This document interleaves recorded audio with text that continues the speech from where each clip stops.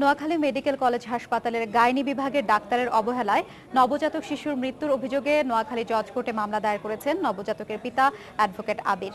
Advocate আবিরের অভিযোগ, তার স্ত্রী নাজমুন নাহারকে গত ২৭ আগস্ট গাইনি বিভাগে ভর্তি করা হলেও দীর্ঘ ৫ ঘন্টা তাকে চিকিৎসা দিতে কোনো ডাক্তার আসেননি। এ সময় ডাক্তার ছাড়াই কর্তব্যরত নার্সরা প্রসবের চিকিৎসা শুরু করলে তার স্ত্রী গুরুতর অসুস্থ হয়ে পড়েন। অবস্থার চরম অবনতি হলে এক পর্যায়ে তার স্বামী তাকে বেসরকারি একটি হাসপাতালে ভর্তি করেন। সেখানে তার একটি কন্যা সন্তান হয়, কিন্তু ডাক্তারের অনুপস্থিতিতে নার্সদের অপচেষ্টায় তার সন্তান আঘাতপ্রাপ্ত হওয়ায় সিজারের পরপরই সন্তান অসুস্থ হয়ে মারা যায়। এ ঘটনায় বুধবার অ্যাডভোকেট আবির আদালতে মামলা করলে আদালত অভিযুক্ত ৪ ডাক্তার ও ২ নার্সের বিরুদ্ধে এফআইআর করার জন্য নোয়াখালী সদর থানার ওসিকে নির্দেশ দেন। তবে এ বিষয়ে মেডিকেল কলেজের ডাক্তার জানিয়েছেন, যেহেতু রোগীকে তার অভিভাবকরা বেসরকারি হাসপাতালে স্থানান্তর করে চিকিৎসা করেছেন, তাই এর দায় দায়িত্ব ওই হাসপাতালের।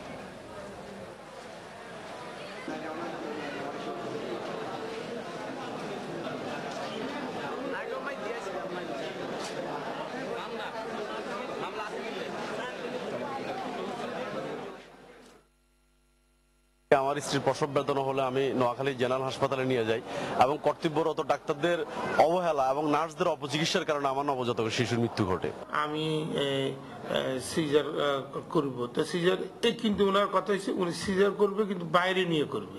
বাচ্চাটা মাথা না বের করে ব্রিজ করি বাচ্চাটা ডেলিভারি করেছে এবং এইটাতে হয়তো বাচ্চাটা ইনজুর্ড হয়েছে এবং বাচ্চাটা যখন একটা পর্যায়ে খারাপ হয় ওখান থেকে শিশু ডাক্তার বলছে যে আপনি ঢাকা নিয়ে যান।